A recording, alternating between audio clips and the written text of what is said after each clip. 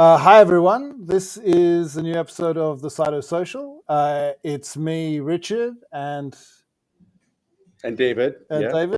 And today we have the Crypto Fundamentalist with us, which is why the green screen on the left. So people who have followed Saito for a while, particularly who follow us on socials, on Twitter and on Red Square, will have bumped into Crypto Fundamentalist. We've had some great interactions and discussions on X and at Red Square.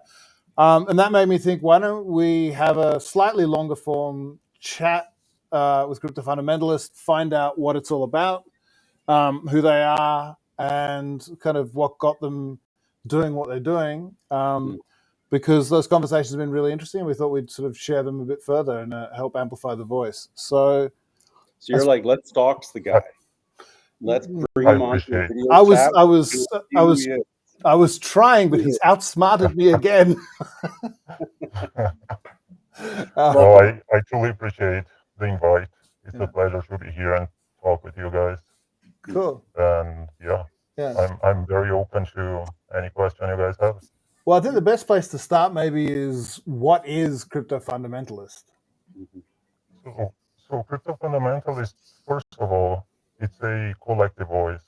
So I'm here behind the mask. I'm the one typing the messages, but I do represent more than one person. So it all started as a group of friends and international friends. So I've been around. I lived in many countries, and I made a lot of friends outside. So we have one common thing, which is our passion for crypto and blockchain. And we often gather online. We all have our favorite drinks. I usually have some wine. And we discuss.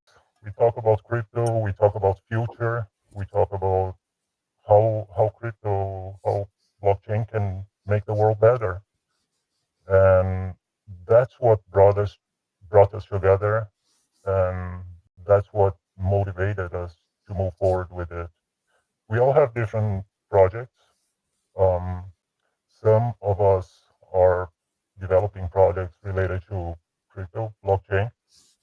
I'm not going to mention names, but yeah, we share this passion, and that's how it started. We created Crypto Fundamentalist account in 2023, but our first post was on January 19th, and 1 year and a half before that, I was already working on my own platform, which is not going to have the same name, right? It's not Crypto Fundamentalist, but we're going to work together. So Crypto Fundamentalist stands for a manifesto. I invite everyone to go to our website and take a look at it. Cool. And yeah, that's how it started. Why January 19th? Because we saw lots of meme coins pumping crazy, and we were not planning to start writing posts back then, but we felt the need. We saw a lot of people pushing for worthless projects, and if anyone was allowed to say anything they wanted online, why can't we go there and confront them, right? Is that partially the reason for the mask and the anonymity? The reason for the mask is quite simple. We've been calling out scams from day one. And yeah, I think that's one of the reasons, right? We don't want to be identified, and I don't know who these people are. I don't know if they're dangerous or not, but protection is one thing. The other one is, we don't want to relate crypto fundamentalists to one specific person.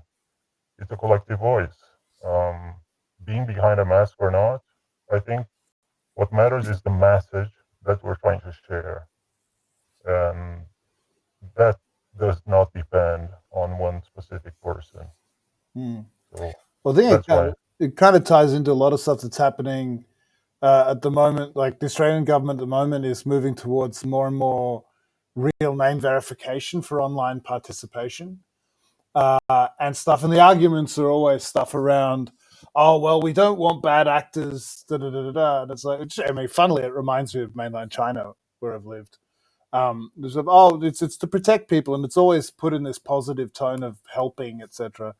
But it actually precludes, when you think about it, a lot of ways of talking, like what you're doing, right? Like it assumes each person has one identity, one thing they want to talk about, and in one mode, as in it's just me talking. Yeah, it stops you from having the ability to represent a group or talk in any other way. And I think that's kind of something that's kind of lost on people when they look at this sort of thing. I think Twitter is one of the few places where you can set up multiple accounts and just use them as an arbitrary thing. It's one of the things that I like about Saito is the ability to create anonymous accounts. Doesn't mean anyone's going to listen to you, but you can do it.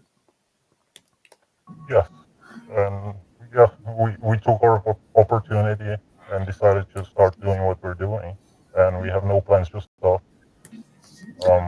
I got a question. Did you guys crystallize around any particular project? The reason I'm asking is, like, I remember way back, everyone, I think back then, before 2019, everyone pretty much got their start with Bitcoin. So there's the Bitcoin community. And then the Bitcoin community kind of fractured. You had like the BCH fork and the Ethereum fork, and the big blockers went there. And what I like about what you're doing is it sounds like you're creating community on the ideas as distinct from the projects themselves, which is, you're right. It's new. Like, everyone else I see in the space who's talking about ideas, they tend to be co-opted or captured by something specific, which is really about a financial interest tied to one specific project. But maybe, like a loose team, and you guys are focusing on a lot of different projects and you're thinking about things, that does seem to me to be somewhat new. We often post a very important image for us, which is our flag, and we make sure we always repost it, because our flag is decentralization. We're not here to represent one specific project. We're not here to promote fights between projects. And crypto has become something very territorialist, right? People are there with their own flags and representing their own interests. And we're here for decentralization. We believe in a better world. And I think this better world will be decentralized. And we're here to push forward projects that deserve to be pushed forward. And in projects that are decentralized, that are building something that can change the world for better. And that's why we're here. That's one of the reasons we're here, right? To push projects forward, but also to go against projects that we believe are harmful. And there are so many, most of them. Right. 9% of the space. Yes. Yeah, I mean, it's one of those things where David and I are completely doxed. We believe Saito is a positive force. I think you can look at everything we've done as a project, and I would be happy to defend all of our actions on anything at all about the project. But I'm still reticent sometimes when I meet someone, kids, schoolmates, parents, or whatever, to say exactly what I do, just because I know they're completely right to assume scammer when they hear crypto project founder. I'm reluctant because sometimes I'm like, I'm going to have to explain it to them. I don't know. That's the tough part. So there's that too. Yeah. But it really is. It's pretty rough sometimes, sort of just talking into an open space about it. I don't know if you're aware that Dan Hughes from Redux passed away last night. What struck me on hearing the news was like, wow, he's one of the few people that is really oriented towards he was oriented towards his particular approach to sharding. But there was a reason he was doing it, and I think he genuinely is a good actor in the space. And thinking, most projects you don't think that way about the founders. It's interesting. It's a very shady space. People Yeah. are defending their bags, defending their interest, and they forgot about the common interest. And that's what brought us here. So if we forget about the common interest, well, we're just derailing. So that's why we love to talk about projects like Saito. It's a pleasure, and and and it still amuses us. How come can Saito, a great project with great technology, and more than technology, a great economic approach, right? You guys are bringing something new. Yeah. And I mean, on the other hand, you see go projects ahead. like value at $2 billion, and they should be worth zero or near zero. And you see a project like Saito, 8 million. No, Well, it'll how take can it people make time. sense? It doesn't make sense. Yeah. I don't know. I think there are reasons. I think there are reasons that we're overcoming, but like academic, there are impossibility proofs that we sidestep in the academics. There's a problem with academia and computer science. But Well, I think it's that combined with the space generally having lost its sense of being interested in fundamentals. I take it part of the reason for the fundamentalist tag is attempt to get back to that.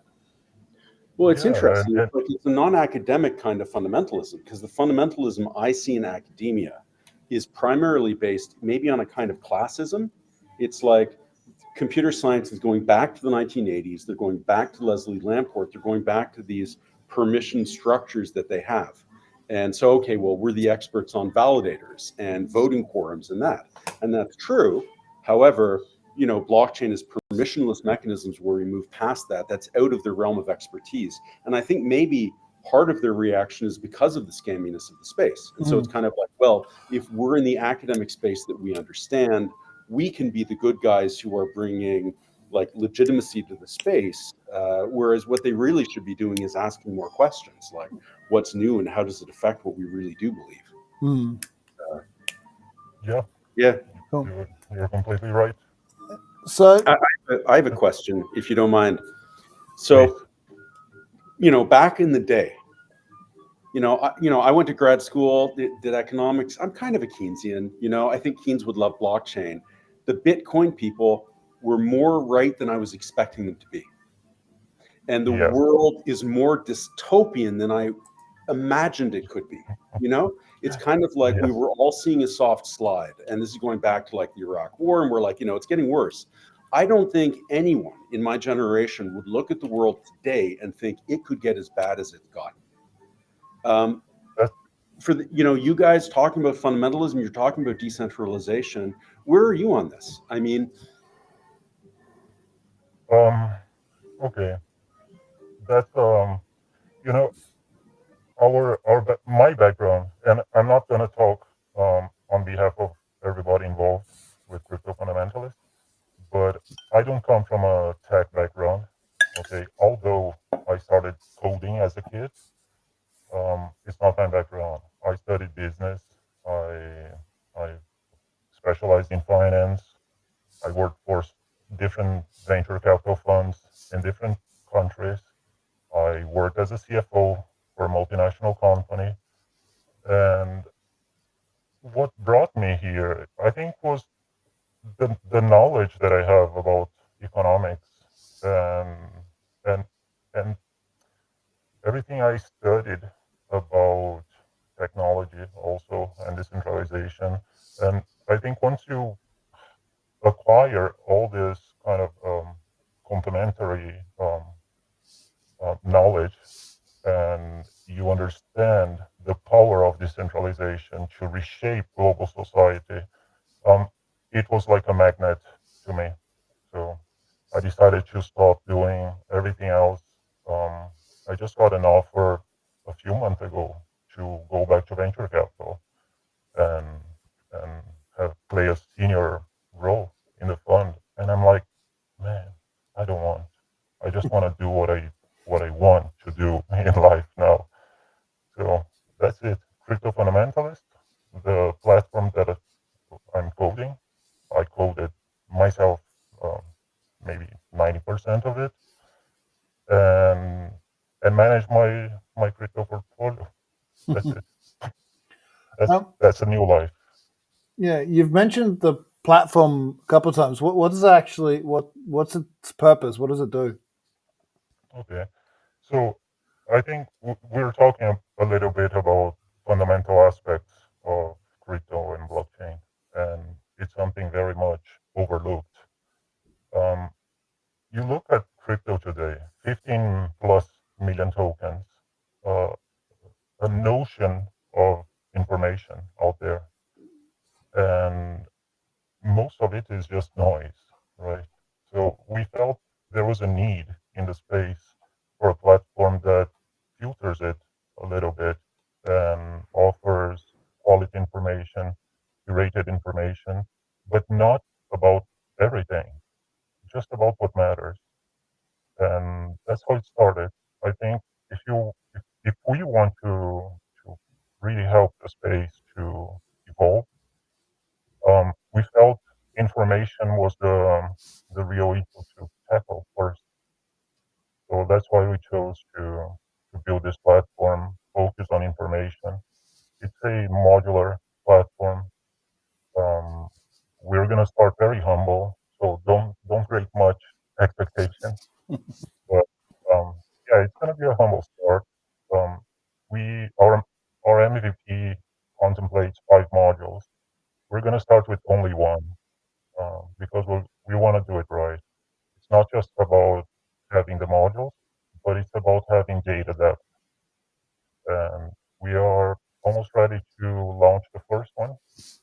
Um, the first module is going to be a search engine focused on crypto and blockchain only. So we spent a lot of time not just coding backend and front end, but curating data, meaningful data.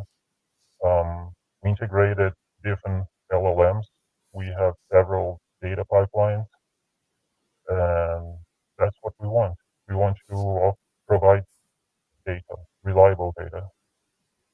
So researchers can use it, developers can use it, and people, just curious people, can find relevant information and start building up their knowledge towards what blockchain crypto really is, and most importantly, what it can become. So that's where our focus is. Okay. And yeah, and crypto fundamentalist as a journey was very surprising. We were not expecting this, so it was it was amazing. You asked me if I imagine that we would have like 4,000 followers after 6.5 months. No, no way. But yeah, somehow I think people liked it. Yeah. I was just going to say, I remember, I remembered you're coming onto my radar. You were doing a bunch of posts about various projects that were scams or that were or were not. And yeah, I remember it being refreshing. Yeah, I think way too many people were shilling worthless projects. We decided to go the other way around. So Yeah, well, I mean, we get hit by it on the marketing side too. I don't think people appreciate how much you just get hammered. Richard gets more of it. Well, I mean, the thing to me, this is why this is interesting to me, and I'm kind of wondering where it might go, and sort of hoping that it does go various places. I mean, people don't see it, but I have a lot of meetings talking to a lot of people who are interested in getting involved in the project from the support side, financially and other things. And the kind of general, you can tell the general community out there have no idea how well organized and smoothly running the scam machines are. And they're so good to the point that a lot of the people involved, they're the salespeople who believe their own sales pitch. They've gotten themselves to the point where they've dressed running a scam as VC and as various, with the cladding of various things that exist elsewhere, like just a general tech space or whatever. And they've convinced themselves that that's really what they're doing. But it's the classic thing. If you sit down and you read then a document that they put in front of you, or you actually look at where the money's to be made, and you're like, okay, in the end, it's we sell you tokens, you do this goes here, the marketing comes here, and then we all dump because now other people are buying, right? And you look at the plan, it stops there, right? There's no like, and then what? There's no sense of no, that's it. And then they move on to the next one. And it's dressed up very, very prettily. And it's what's amazing and interesting is when people get genuinely confused when you point out that I plan to be in this role next year, or that I'm concerned about the project doing well from this. We're not interested in selling you our liquidity at a discount. That's the thing, and it's a good point. It's this general game of well, okay, you should get rewarded if you come in and help execute the scam in some way. So if you contribute to the overall success of the scam, then you can participate and take some of that sort of thing. Your portion of those gains. And so there's a kind of expectation, and then people get annoyed, actually, if what you point out is that we're not doing that, or we're not interested. People actually actively get annoyed because they sort of see you as naive rather than as principled. Or they see you as maybe pointing a critical light on their approach, which maybe they don't want to look too closely at. Well, it's various levels. It depends on the self-awareness of the person involved. So you do see that, and it's almost invariably unexpected. And I think that's largely because the bulk of people are new, and the bulk of projects new people are seeing are new temporary projects, and the bulk of the founders of those projects are, late 20s at their oldest, and incredibly naive about these things. And so they get suckered into these very, very one-sided deals by essentially sharks in the space. Who put documents in front of them they're just happy to sign, and they get very surprised when you actually point out, look, I understand how this works, and it's not in my favor. They're actually genuinely surprised, I think, to have anyone. Here's a question for CF. Have you seen any scams lately that have been new to you, or that have been so audacious that even you are like, oh my God, what the hell is happening? Can this be true? I mean, because you're looking more closely at the really scummy side of things. We get it. We kind of get it through a drive-by shooting where we're invited to open the door and get shot, and we're like, no, but I see the same recycled playbook playing over and over again. So people started doing it. A lot of people normalized it. They think it's okay. It's part of crypto. For some people, this is crypto, right? It's trading meme coins at high speeds and trying to snipe the project, and they already expect the rug pull. So it's normal. That's crypto for them. But they forget, or maybe they don't know, that most of the things that come with it are illegal in regulated markets. So I don't think they know. I think that was the big 2017 shift. Smart contracts and tokens. After that, a lot of people, they can't tell the difference between an L1 and a meme coin, right? It's just a tradable token. Yeah, I mean, I think it's because they're starting, we're inevitably going to look from the inside out. We think about how you build something and what it would be. Most people are coming from the logos and tickers on the exchange, right? And they can't tell the difference between Bitcoin and any other logo specifically, or Ethereum or us, right? It's just, they're just like a set of logos. And then they go and they look at the marketing, and that's the stuff they read in the side panel on Binance. So, it's a very particular view of the industry, and that genuinely is what's coming across a lot of people. So, and that's why our manifesto says exchanges are the gatekeepers of credibility. So they should be the ones filtering, especially centralized exchanges. but they don't. Nope. And let's talk about alignment of interests. So, Yeah. who are they aligning to? Who's supporting it on a deeper level? Um, we should question more than we do as an industry because we're not going the right direction. Um, there are many good projects that are developing real things with breakthrough technologies, good decentralized applications being developed, but they don't get most of the attention, and that's wrong. And exchanges play a big role in it. They they should really review what they want for the industry because they play a major role. I mean, a lot of that with the exchanges, I wonder mentally how much they're in the 2001 space where they'll deal with you. It's like, it's a payout. They want you to get paid so that they'll dump you on their retail, right? And like the asking price is through the roof too. Well, I know from forthright discussions with listing teams that some of the guys at some of the exchanges, at least at the time I was talking to them, had they had targets and they were within a month or 2 months of the listing, and then it was utterly ignored. So if you said to them, look, if you list us, I'll guarantee somehow, I don't know how you would guarantee, I guarantee $50,000 a month in trading volume for 20 years, right? They would have zero interest because that means that's 100,000 in the next 2 months, and that's all I'm judged on.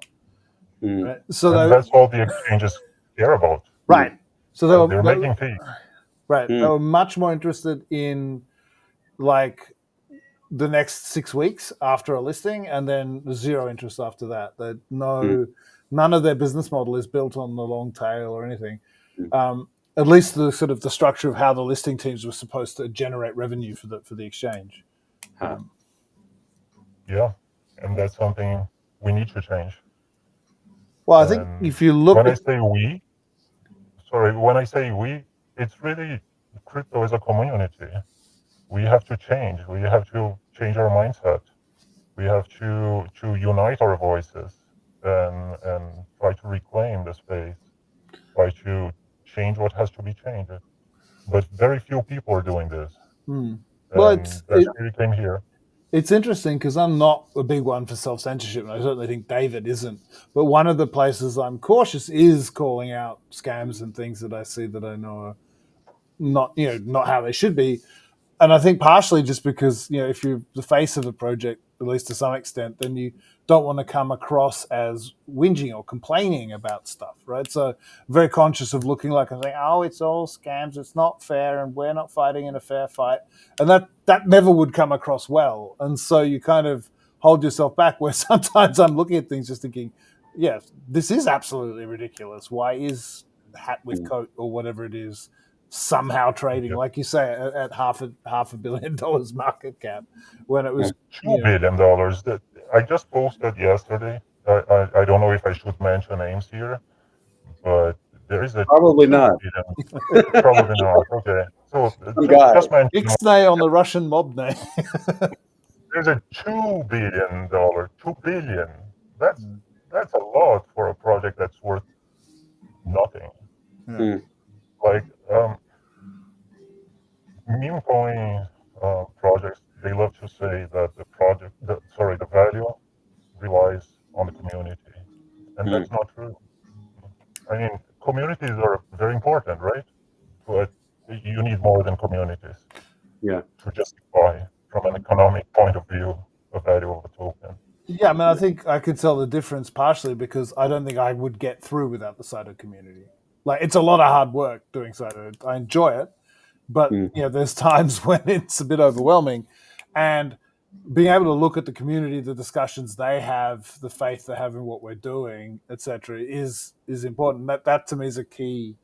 Like, it's a key marker. It's something I can sit down and say I'm really proud of that. Like, if you look at the people who've gathered around the project, and I think that's very appealing, that idea. And so that's why people talk about community in something like a meme coin space, right? Because they're trying to evoke that same thing, and it's not the same thing at all. It's Yeah. I mean, what they call community is a bunch of people hyping a project with no fundamentals and knowing that those are the people that are either going to buy tokens or convince more people to buy in.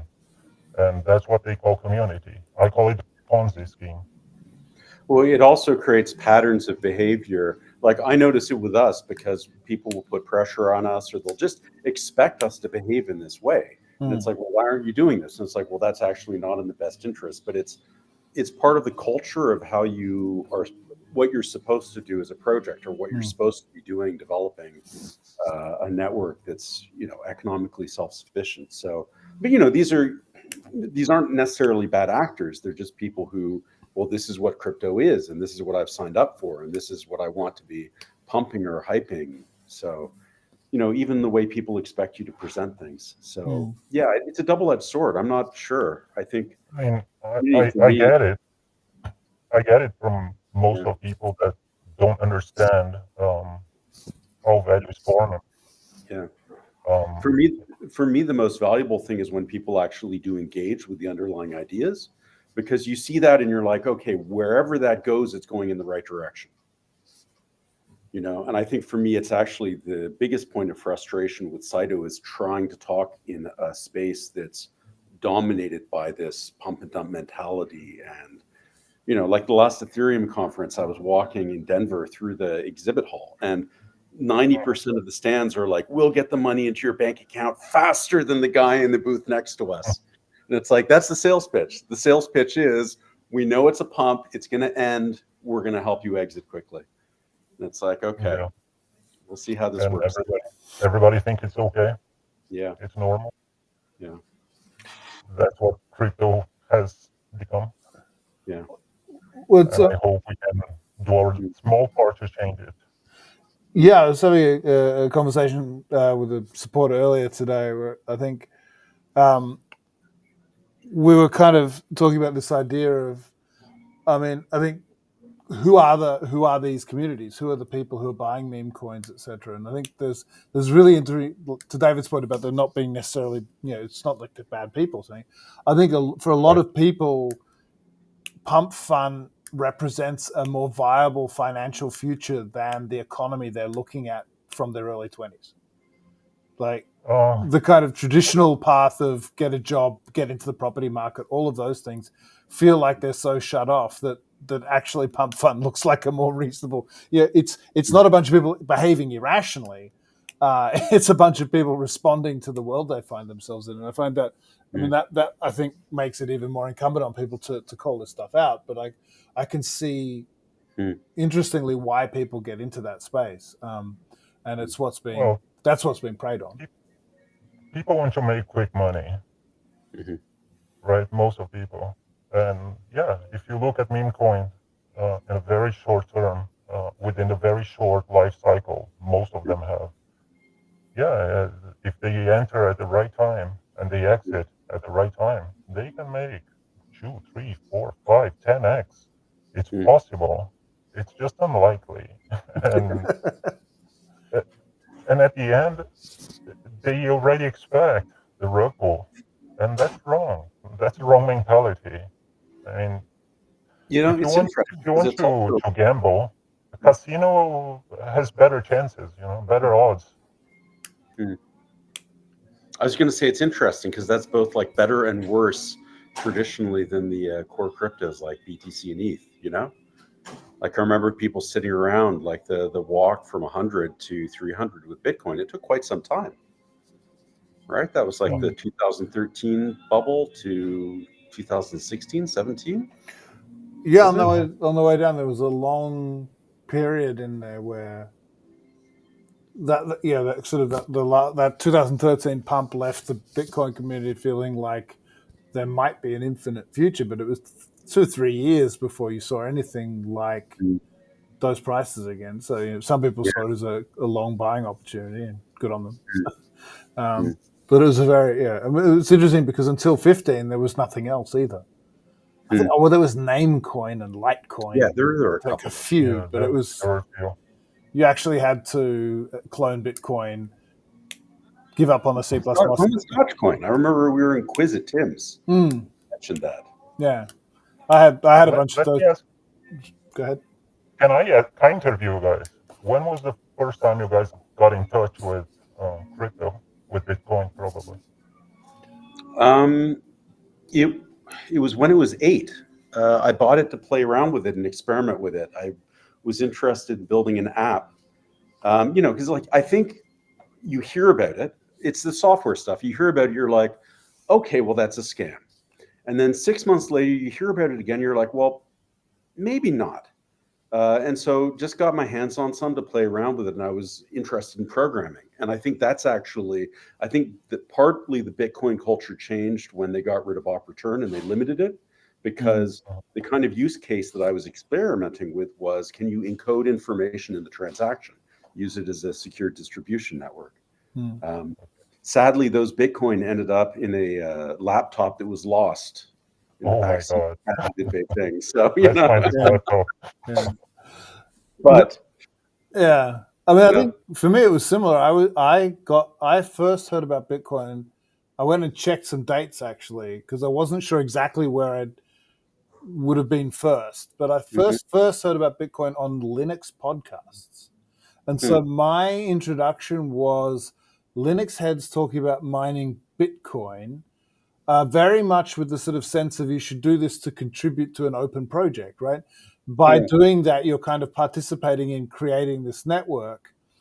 And I wasn't sure why it was called Bitcoin, because they seem to talk about it mostly as a network in that early days. And so I got a sense of it, and I actually bought online in China a VGA head, like a unwired, and some resistors, because I'd found online a diagram of how to wire that up and make a Bitcoin miner by plugging that into the VGA out on my old laptop in 2011, 12 it would have been.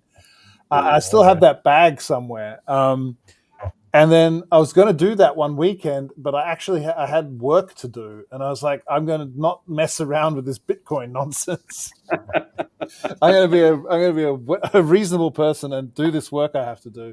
So I've got something prepared by Monday. And yeah, at the time, I mean, it was a feeble miner. It would have only been pulling in 1 or 2 Bitcoin a day. Only. But yeah, it was kind of lesson to me. But that was the first thing I heard about it. And it was very much, back then, it was the kind of thing where you needed to solder some stuff you bought on the internet together to make a viable miner. It was just after like CPU mining was definitely not a thing. And I didn't do much with it until I got in touch with the local Bitcoin community, because until then it was still a bit remote. But it seemed like something like Linux. I think I was interested in it because it seemed like early Linux, which I'd seen people running Linux really early on and never got into it. It took me 10 years to kind of get around to looking at it again. And I felt like, I shouldn't just ignore these new interesting things. I'm curious about CF's story on this. You asked us, you haven't told us. Can you do it without doxing yourself? Okay. Well, the very first time I heard of Bitcoin, I was working for a venture capital fund, and it was a technology-focused fund. So we were always looking into new technologies. And one of the analysts commented to me, and we all found it very intriguing, very interesting, but we looked it back then, and I think none of us understood the potential. And we were like, how can we justify intrinsic value on this? Because it depended on so many factors that back then it was hard to justify. And I really thought, should I buy a little bit just to keep it? And back then I decided, no, I'm not going to waste my money. It was hard to buy. Yeah. I don't think people appreciate it. Like it actually, I remember right at the beginning it was possible to buy by PayPal, and then PayPal shut down purchases. So my guess is that the scam economy early on was pretty strong with that, with people making payments in PayPal for Bitcoin, and then they're not given the Bitcoin. And a lot of my early purchases were OTC because I needed to pay off my Australian credit card, and there'd be someone in China who would do me a small OTC sale so I could like pay the $500 off my credit card in Australia because I couldn't get a credit card in China. And it literally was, I could possibly have gone online and found a way, but it was always a hassle. Whereas, just particularly in China at the time with all the exchanges and most of the mining there, you could find some dude who had a couple of Bitcoin to spare back then. Yeah. People got started in the weirdest ways. I remember Arthur Hayes was telling me once he got started. He'd go across the border to Hong Kong with Bitcoin in some cases. He started BitMEX. Before he did that, he got into Bitcoin and he started doing that because it was free money just with the China-Hong Kong exchange rate. Yeah, and a lot of the foreigners in China, most of the Chinese dudes who honestly balls of steel on those guys, they'd start up an exchange like on their laptop kind of thing. Yeah, they'd be personally doing the money transfers and stuff. A lot of the foreigners that got involved, it was about remittances. It was because because China wouldn't let you easily send your own tax-paid money to yourself. It created the system where it was just like, well, I can't be doing anything wrong because it's my money in my wallet. I just want to send it to myself to pay my credit card. And there were a lot of people who were interested in that kind of business. It illegal, they just made it hard. Yeah.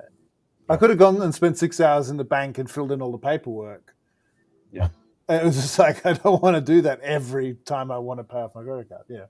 It was literally that. So I think that kind of early stuff, this is the stuff I think also that people don't have a sense of, right? That there was I'm hoping the stuff you do does bring people back to community in this sense, because to me, that's the big shift that's been lost.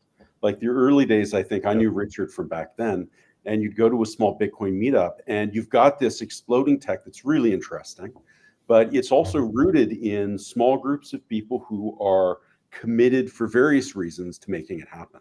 And then I think between 2013 and 2017, the reasons that people had to be involved split them apart. And we had the collapse of any kind of united, like we saw it in the block size wars where they're, blocking Gavin Anderson from GitHub, Yeah, I think we need to bring people back together to fundamentals and to the real reason behind blockchain value, cryptocurrency, potential success, and most importantly, decentralization. That's what can change our world. And I hope people will start realizing it soon. Because a real change will happen by a collective shift. Yeah. So I think sorry, go ahead. I think the time is ripe. I think people around the world are starting to connect pieces of what they're dissatisfied with things like unthought through regulation on the internet, unthought through financial regulation or financial regulation that hurts them. I mean, there's starting to be a movement in Australia, for instance, against having to provide personal details to companies because they keep getting leaked. So it's not that people are objecting to, I have to give you my passport and driver's license just to buy a hamburger. It's more that the government's telling you have to do it in certain situations and then it's getting stolen by your phone company or whatever. So I think these things are coming together, but it's not going to come together without a strong voice and a strong set of voices saying, like, pointing this stuff out and getting out there and pushing for it. So I'm really, really glad you're doing that. I appreciate it. Yeah. I think we should probably wrap this up around about now. It's a good length. Anything else you'd like to say to kind of finish things up? Well, no, just thank you very much for inviting us to come here and talk. I got to figure out how to get that filter going on. Yeah, I'm gonna. Poor Khan is gonna have David and I, as the UI developer, saying we want this as a feature. Give us the anonymous mask and the green filter as a button on the app. I can upload the green filter. No, but really, thanks for inviting. I think the more people understand the real fundamentals behind blockchain and cryptocurrencies, I think that's how we're going to help the space evolve as a whole. It's the hive mind. The more brains that are on it, the better the more solutions we're going to find. Yeah. Yes. As well. And I'm sure we're going to be in contact because we do plan. Oh, okay, let me just wrap on my platform. We're starting as a Web 2 platform, but we have a very clear roadmap to shift into a Web 2+3. And Saito will play a very important role in it. And I'm sure we're going to have to talk a lot more. Tech support, you know who to call. Yeah. All right. Damn it, we gave him we've doxed ourselves. Now he's going to bother us for tech support. Okay.